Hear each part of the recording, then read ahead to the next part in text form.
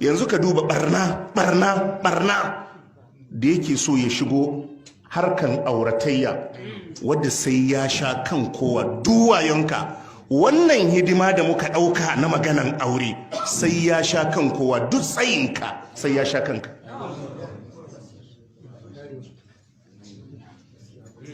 Sai ya sha kanka. Ya kamata mu ma kan mu faɗa, mu yarda mu al'umma ce masu karɓan canji. Yau idan aka ce mutum zai aurar da yarsa ya shiga uku ya lalace. An dinga mitin da babbawa ne da yayawa ne, family za a haɗu mutum 5 mutum 10, amma in aka saka ranar auren sai an ɗaga sau 2 sau 3. To me yasa ba za mu sassautawa kanmu ba?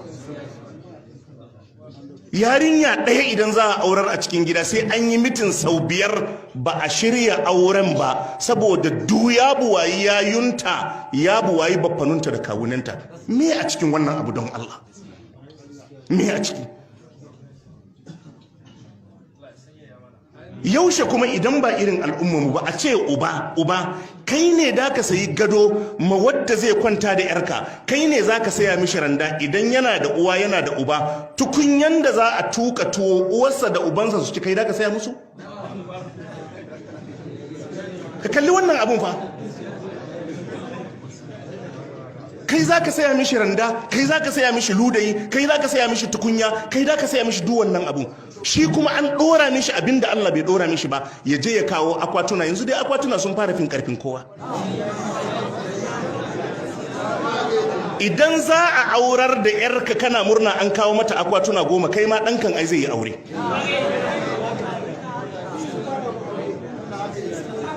Haka ne. Rayuwa tana canzawa, kuna ƙara tsananta makanku.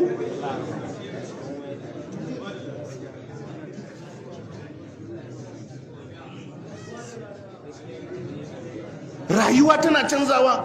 Al'umma masu addini, al'umma da suke da'awa ta sunna, al'umma da suke da'awa ta wayewa, ba a san ya kamata ba. Kai ya kamata a ce butar da za ka yi alwala baban matanka ne zai siya maka? Kai ya kamata a ce butar da za ka yi alwala baban matanka ne zai saya maka? Kai baka saya mishi buta ka bashi ba, shi ne zai sai buta ya baka?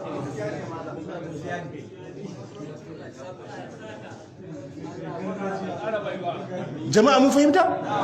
Yau fa aure yaro zai kai sadaki, shi ma in bai kai kayan aure ba za a sa ranar aure ba. To in an kawo kayan auren ɗiba da a yi a baka? Ina dai za a hada da kayan gidanka ne da akwatin duk akwai akwashi a kai mishi. Me na sai ya kawo akwatuna kafin ka sami shi ranar aure? Me na sai ya kawo akwatuna? Fitinar kai, damun kai. Shi yasa yanzu Malam Abdullahi, inda za ka ware kuɗi ka ce za ka yi wa 'yan mata 40 kayan ɗaki wadda za a aurar da su, a kwana biyun nan za a samu 40 ɗin duka a aurar da su. Dama suna ƙasa, kayan auren ne ya hana auren. To me yasa ba za mu sassauta wa kanmu ba? Da gaske ne ko ba da gaske ba ne? Da gaske ne. Yau inda za ka fidda kuɗi ka ce idan akwai waɗanda za su yi aure ba su da hali, kai ka ɗauki nauyin kayan ɗaki, za ka mata kayan ɗaki, ka ware na 'yan mata 40, gobe duka za a fito da 40 ɗin a musu auren. Dama fa abin da ya hana auren kayan ɗaki ne.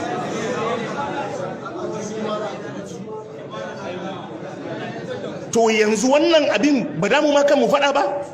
To matsalar da yanzu kuma aka ɗauko Man Nurdin, wadda ita kuma masifar ta tafi wannan, shine ka san yanzu mazan ma sun daina auren 'ya'yan waɗanda ba za su musu kaya ba? Allah ina gaya maka, idan aka fahimci kai baka da ƙarfin ma da zaka kai mishi fridge da plasma, baka da ƙarfin da zaka yi kayan, 'yarkan ma ba za su nema ba. Haka ne ko ba haka ba? Masifa ce ko ba masifa ba ce? Masifa ce.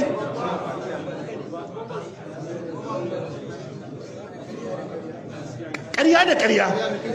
Sannan a je auren a wata 6 a fara rigima. Dama wannan auren da aka gina shi akan ƙarya, yayi za a yi lasting? Babu.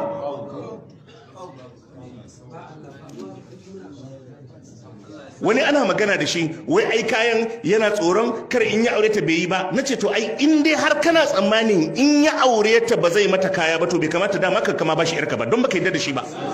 in dai har yata ba zan baka ba sai ka yi kaya, saboda ina tsoron in ka aure ta ba da ka mata ba, to dama bai kamata ma in baka yata ba, don ban yarda da kai ba.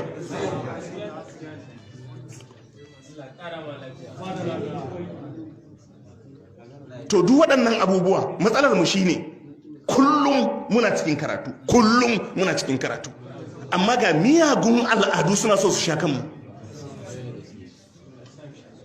kuma abin kullum da karuwa yake yi. Saboda haka akwai iyaye a cikin al'umma, akwai shugabanni a cikin al'umma, akwai masu tunani a cikin al'umma. Ya kamata ku zauna ku kalli wannan abu.